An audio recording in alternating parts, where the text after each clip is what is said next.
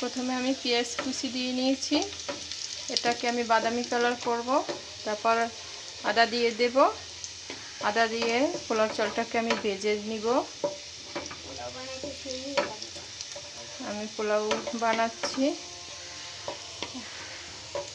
আমি এখন আদা দিয়ে দেবো, আদা বাটা।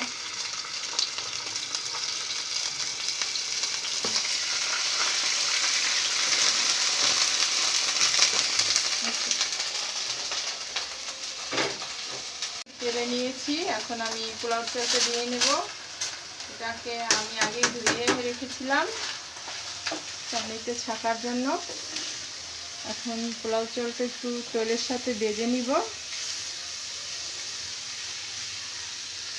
গাজর কুচি দিয়ে নেব পোলাওয়ের মধ্যে। গাজর কুচি দিলে পোলাওয়ের কালারটা অনেক সুন্দর আসে। তেজপাতা দিয়ে নিলাম, তারপর মশলা দিয়ে দিলাম। মধ্যে আমি 2টা কাঁচামরিচ দিয়ে নেব। তারপর এখন আমি পোলাওয়ের মধ্যে পানি অ্যাড করব। পানি অ্যাড করে নিলাম। এখন দুধ দিয়ে দেব, গুঁড়া দুধ। এখন আমি ঢাকনা দিয়ে ঢেকে রাখবো। আমি পরিমাণ মতো লবণ দিয়ে নেব।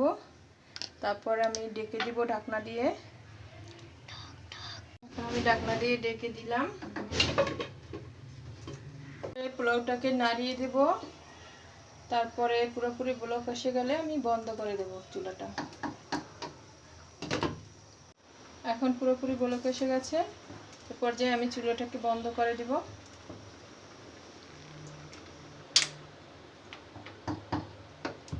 বন্ধ করে ঢেকে দিব।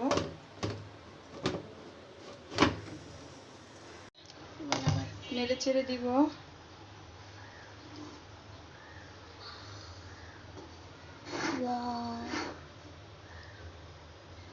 এখন একটু মৃদু আছে জাল দিয়ে নেব। এখন পরিবেশন করার জন্য উপর থেকে একটু পেঁয়াজ বেরেস্তা দিয়ে দেব, আর সাথে কিছু কিশমিশ দিয়ে দেব। এই হলো আমার ফাইনাল লুক।